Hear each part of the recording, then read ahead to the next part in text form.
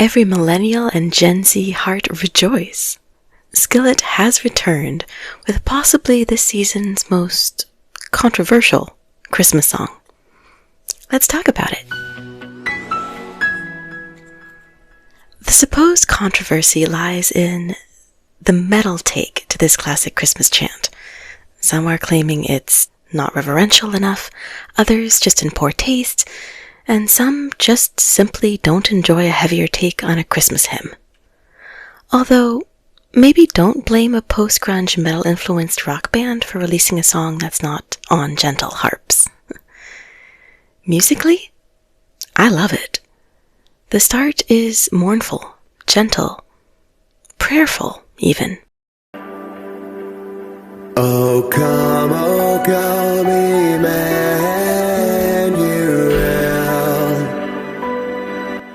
It feels very much like a hymn. The melody is kept intact, recognizable across the centuries. The build? Excruciatingly slow. We don't get to the controversy until approximately 2 minutes and 30 seconds into the song. And when we do, oh boy.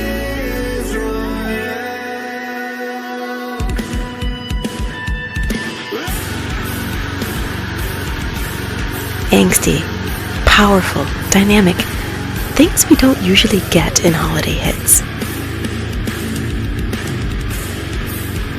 And dare I say, it just works.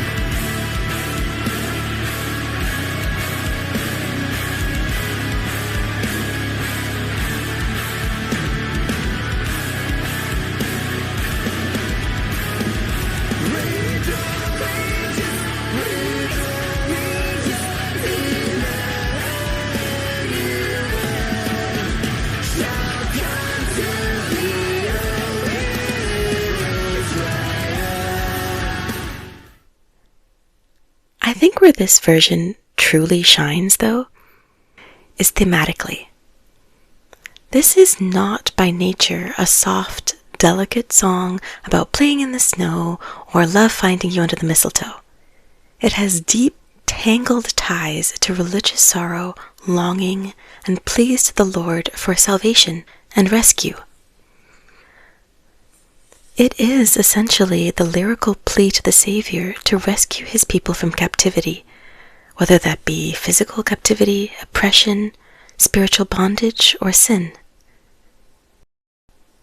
Originally sung in Latin as a part of the O antiphons, used at Vespers during the last 7 days of the Advent in Western Christian tradition, O come, Immanuel, as far as lyrics go, likely date back to the 8th century or possibly even earlier. English translations originated in the 1800s with John Mason Neale's most popular version.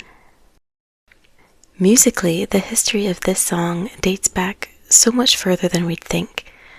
Scholars tend to believe that this was a funerary monastic chant, with records dating it back to at least the 15th century in France. To have this music and these lyrics accessible again is amazing, although it might sound a little bit different now.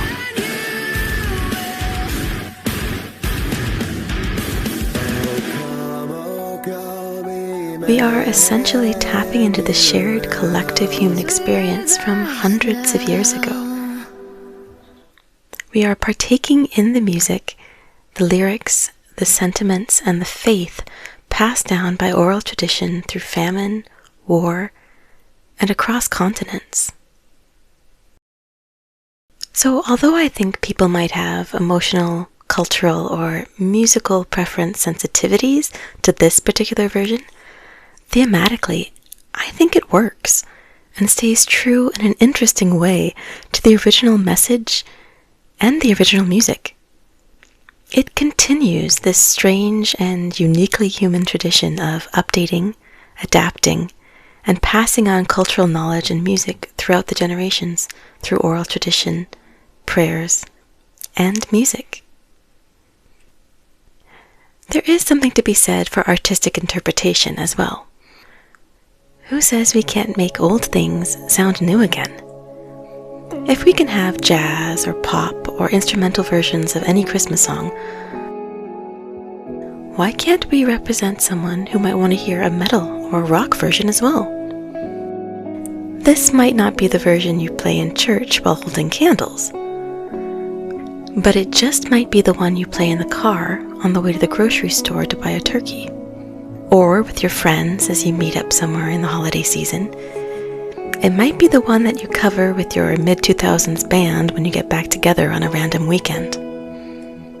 And that's not nothing.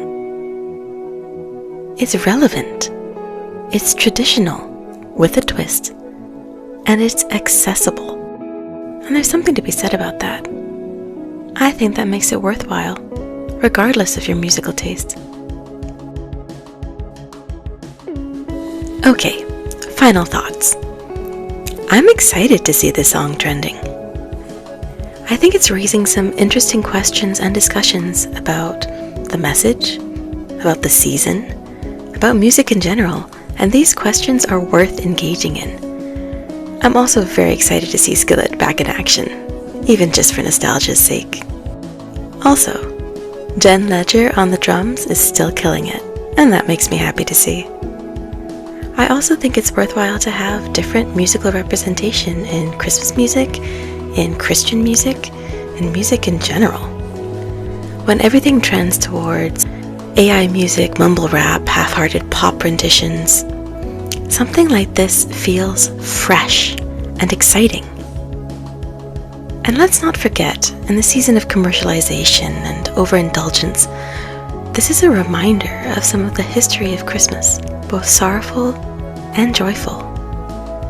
And it's a lovely transition to bring that sentiment into the modern day.